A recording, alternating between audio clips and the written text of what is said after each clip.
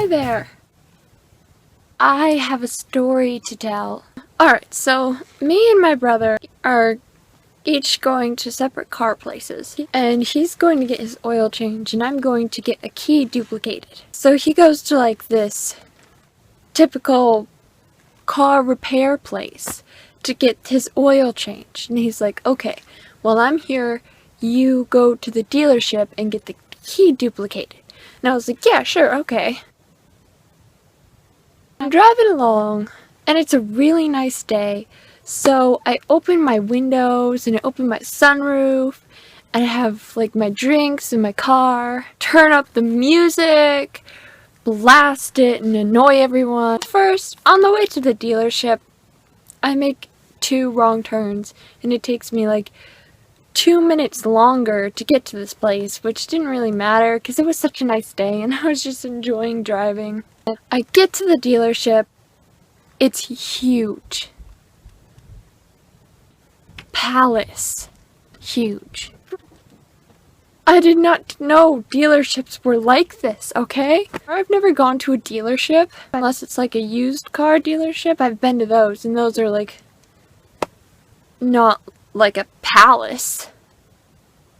I pull in, and first I see all these cars everywhere, and I have the sheer moment of panic where I don't know where to park. I don't know which cars are being sold and which cars are the cars of the customers who are looking at cars. And I see a vision of myself parking in the wrong spot, and then my car being bought, and I being without a car. I'm stuck at this palace-like dealership forever. But then I see a sign that says, "Park here," and I'm like, yes! They understand that there are people like me in this world. So I drive over to this parking area where you're supposed to park so your car does not get bought. Standing there by a car that's parked on the grass, I see this guy dressed in a really nice clothes. Fancy pants, collared shirt, and the tie, vest. He's got a vest. It is serious. Whoa. Why is this guy just standing in the parking lot? I was really confused for a few seconds as I was pulling in and seeing this guy, and then it dawned on me. He's a mascot. This place is so fancy, they must have a mascot who's equally as fancy. At least that's what my mind thought. Made sense. So I park my car, I get out of my car, and mascot guy comes over to me. I did not know what to do. Why is this mascot guy walking over to me? He asked me, "Can I help you? I need to duplicate a key." And he says, "Oh yeah, sure, that's in services. I'll walk you over there." Walks me into this building. As soon as we walk in, I know that I do not belong there. Everyone I see is wearing like the fanciest clothes I have seen in my whole life. Full suits, vests, ties, skirts, suit jackets, and I'm there with my hair all a mess as it is now. A Halloween Snoopy shirt when it is nowhere near Halloween. This jacket, sweatpants, with combat boots. He guides me through this maze of a palace that is a car dealership. I get these looks as I walk by. Please don't notice me. Walks me to the first desk, and the person at the desk is like, "You need to go to the desk over there." I walk over with the mascot guy to the next desk. "Yes, I can help you with your key situation." So then mascot guy leaves, seeing that I am in good hands with this man. He asked me a little bit about my car, about the key and the model and my name and, you know, typical things that they ask at these types of things. And then he says, okay, can you give me your key and I'll just bring your car around? Yeah, sure, that's fine. So I give him my key, and as he's walking out, I think, oh, my car's really dirty.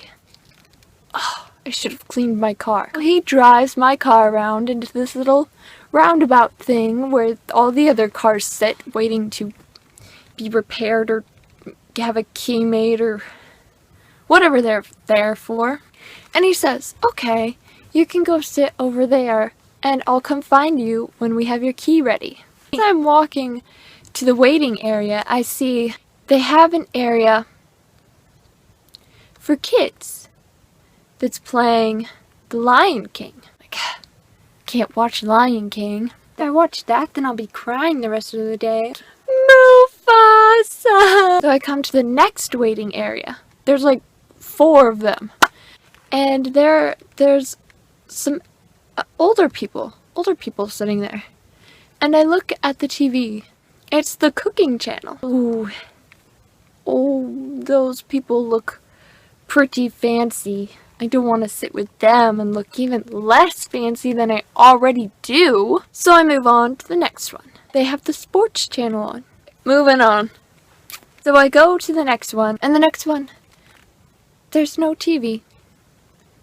There is a tank, not a small tank, a very large tank, with fish inside. Yes, this is perfect for me.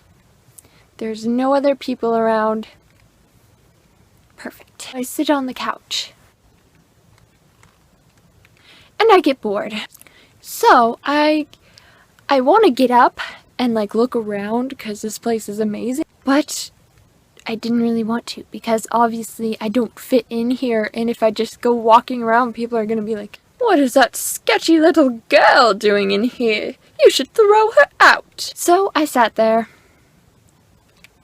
watching the fish. As I'm watching the fish, something strange happens. This little clownfish, like Nemo, like little Nemo, is swimming around by this rock that's sticking out of the bottom. Little Nemo.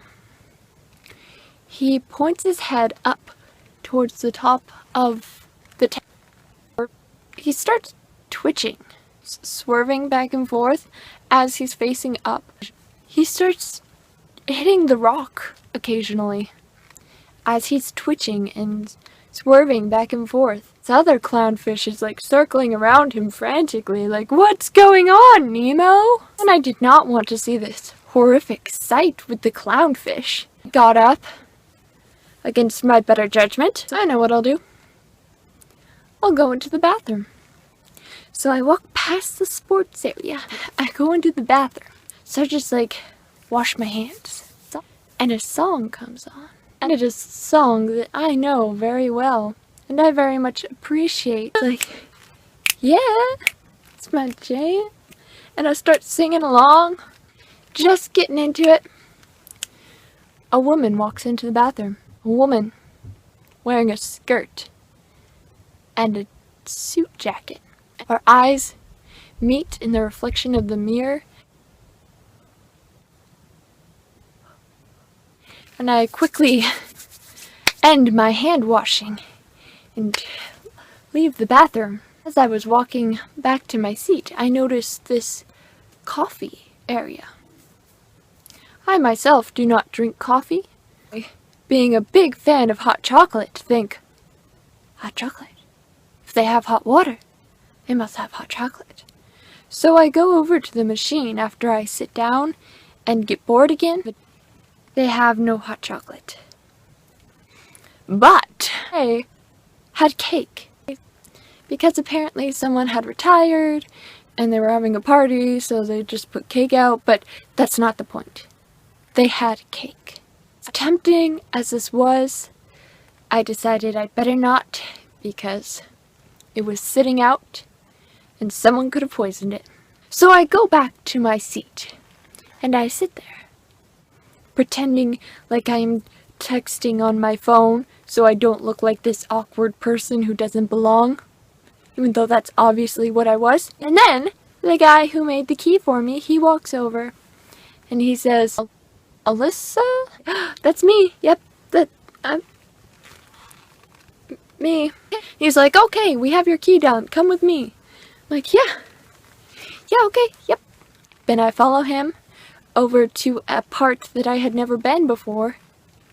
And there's this lady wearing a skirt and a suit jacket. Okay, it's gonna be this amount of money. And then the phone rings, so she picks it up. She won't say anything about the bathroom incident. Your car will be out front over there. I say thank you, and I leave to go get my car. So I walk over to my car, and I get inside, and I turn it on, and I start to drive away. As I drive away, I notice my music is no longer on. So I turn it back on. It blares. Oh, no. This poor guy probably got in my car to move it, and the music just blared. And that's why it wasn't on. He turned it off because it was probably bursted his eardrums. The moral of the story is, don't burst car dealerships' people's eardrums. Turn down your music before you let someone take your car. Car dealerships are not palaces. When you pretend to go to the bathroom to avoid awkward situations, make sure you don't burst out into song, because that could make situations even more awkward. Yeah. Bye!